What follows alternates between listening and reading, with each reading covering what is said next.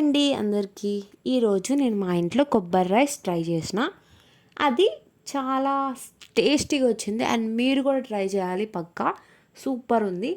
And రండి వచ్చేయండి చూసేద్దాం. ఫస్ట్ ఒక బౌల్లో కొబ్బరి ముక్కల్ని తీసుకుని అవి బాగా మిక్స్ చేసుకుని దాంట్లో కొబ్బరి పాలని తీసుకోవాలండి. ఇలా కొబ్బరి పాలని తీసుకున్నాక ఇవి ఒక బౌల్లో పెట్టేసుకోండి. తర్వాత ఒక బౌల్ తీసుకుని ఒక 2 స్పూన్ల నూనె, వేరుశనగ గుళ్ళు, పచ్చెనపప్పు, ఆవాలు, తాలింపు దినుసులు అన్నీ వేసుకోండి. అండ్ 2 ఎండుమిర్చి అండ్ టేస్ట్ కోసం దాల్చిన చెక్క, జీడిపప్పు, కట్ చేసి పెట్టుకున్న ఉల్లిపాయ ముక్కలు, పచ్చిమిర్చి, కరివేపాకు అండ్ ఇందాక నేను కొబ్బరి ముక్కల్ని చిన్న చిన్న ముక్కల కింద కట్ చేసి పెట్టుకున్న అవి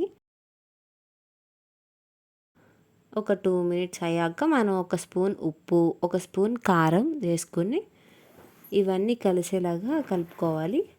తర్వాత ఇందాక మనం కొబ్బరి పాలను తీసుకున్నాం కదా, అవి దీంట్లో వేసుకోండి. వేసుకుని కొంచెం హై ఫ్లేమ్లో పెట్టి ఒక 2 నిమిషాలు ఉంచుకోవాలి.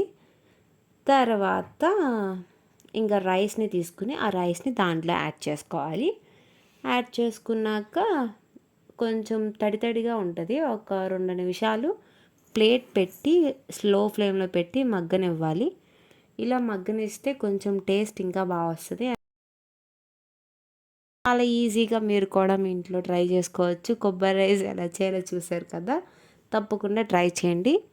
వీడియో నచ్చినట్లయితే ప్లీజ్ లైక్ చేసుకోండి, షేర్ చేయండి, సబ్స్క్రైబ్ చేయండి. Thank you.